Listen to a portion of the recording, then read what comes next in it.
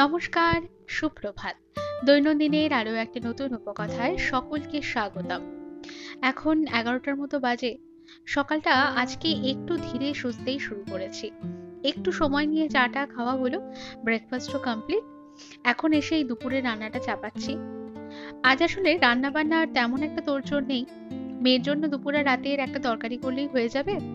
আসলে কি হয়েছে জানেন, দুদিন আগেই আমরা একটি গুজরাটি পরিবারের গৃহপ্রবেশের অনুষ্ঠানের নিমন্ত্রণ পেলাম। বড়ই কাছের পরিচিত একটি পরিবার, যেতেই হবে। আজকে বিকেলে অনুষ্ঠান, তাই আজ আর দুবেলা রান্নাবান্নার কোনো আয়োজন রাখিনি। সব সবজি দিয়ে মেয়ের জন্য একটা নিরামিষ ডিমের ঝোল করছি। মশলা ছাড়া ও খেতেও পারবে, আবার হেলদিও হবে।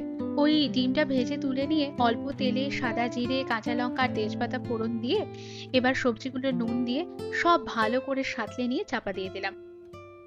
একেবারে ওই নিরামিষ তরকারির মতোই আর কি। আগে শুধু মেয়ের জন্য কোনো রান্না করলে লঙ্কাটা না ফোড়ন দিতাম না, ঝাল যদি হয়ে যায়। এখন দেখি একটু আধটু ঝাল হলেও ও দিব্যি খেয়ে নিচ্ছে, তাই কাঁচা লঙ্কা ফোড়ন দিলে আর অসুবিধে হয় না। তাছাড়া কাঁচা লঙ্কায় অনেক ভিটামিন সিও থাকে। হলুদ আর সামান্য আদা বাটা দিয়ে কষিয়ে জল দিয়ে দিয়েছিলাম। এবার সামান্য গরম মশলা দিয়ে নামিয়ে দেব।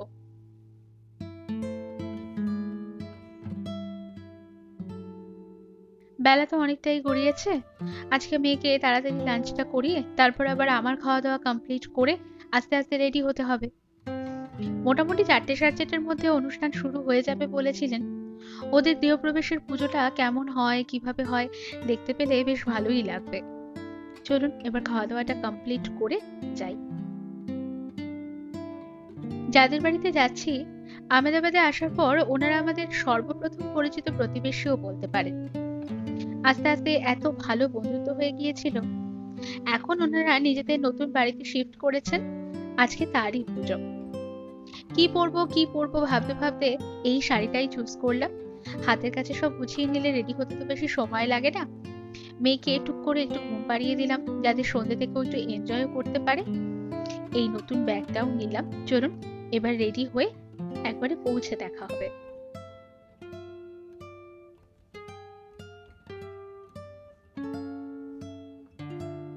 সঠিক লোকেশন দেখে পৌঁছতে সত্যি বলতে একটু বেগ পেতে হলো। রাস্তা হারিয়ে ফেলেছিলাম। শেষে এনারা লোকেশন পাঠাতে তারপরে এসে পৌঁছলাম। তাও ঠিকঠাক মতো পৌঁছে গেছি, কিন্তু এখানে অলরেডি পুজো শুরুও হয়ে গিয়েছে। বাড়ির কর্তা আর কর্ত্রী দুজনকেই এখানে পুজোতে বসতে হয়, আর দুদিকে দুজন পুরোহিত মশাই বসে মন্ত্র পড়ছেন। বাহ, ঘরখানি তো বেশ বড়ই সুন্দর করে সাজিয়েছে।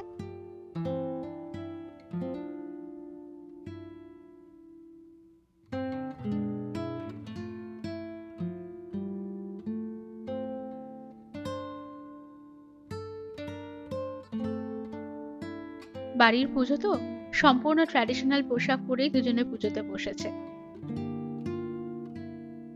শুরুতেই আগে এখন গণেশ পুজো চলছে। আগে একটা জায়গা দেখে একটু বসে নি।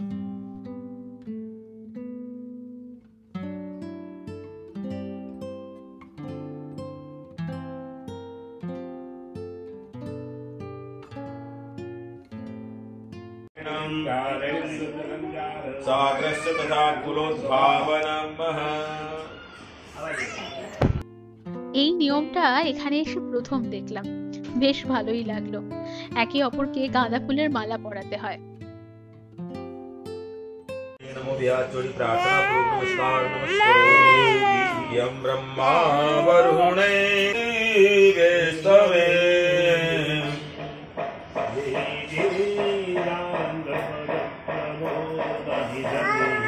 गायन्ति यं सामगाम्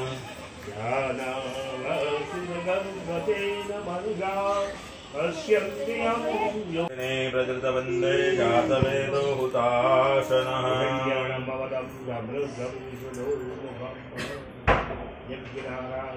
देवकी।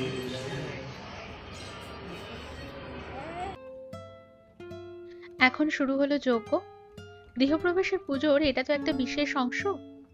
যে কোনো পুজো বা শুভ কাজে যে যজ্ঞ করা হয়, তার যেমন অনেক আধ্যাত্মিক ব্যাখ্যা আছে, তেমনি একটা বৈজ্ঞানিক ব্যাখ্যাও আছে।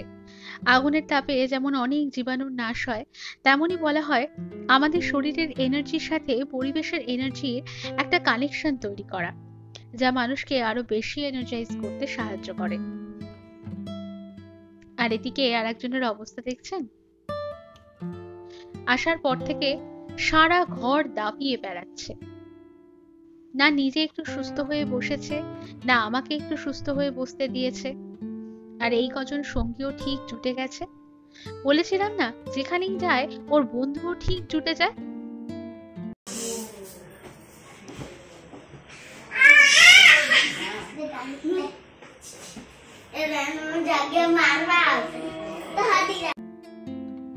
তবে ফ্ল্যাটটা বড়ই যত্ন করে সাজিয়েছেন। এই খাটনায় ঠাকুর পুজোর একটা জায়গা করা। পুজো মোটামুটি শেষ, এখন সত্যনারায়ণ কথা চলছে, বিভিন্ন রকমের গল্প বলছেন আর তার সাথে মরাল অফ দ্য স্টোরি বুঝিয়ে দিচ্ছেন, কিন্তু সবটুকুই গুজরাটি ভাষায়। সে কারণে আমার কাছে সবটা বোধগম্য নয়। এ আবার কোথা থেকে একটা বেলুন জোগাড় করলো, এখন আবার এটা নিয়ে কিছুক্ষণ চলবে।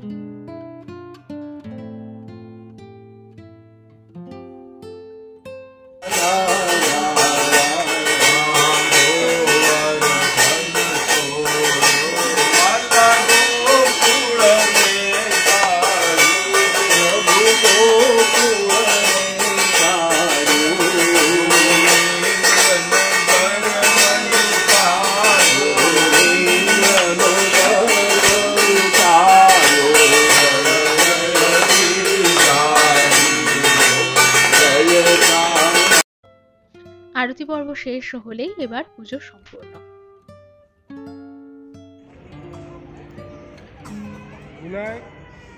শোনটাই, ইস শোনটাই, ওঠো ওঠো।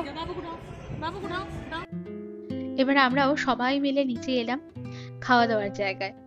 পুজোটা শেষ হতে প্রায় 3 ঘন্টারও বেশি সময় লাগলো, তবে খুব সুন্দরভাবে সম্পন্ন হয়েছে। এবার আমরাও খাওয়া দাওয়াটা করে নিই। রাত বাড়ছে আর আস্তে আস্তে এদিকে ঠান্ডাও বাড়ছে।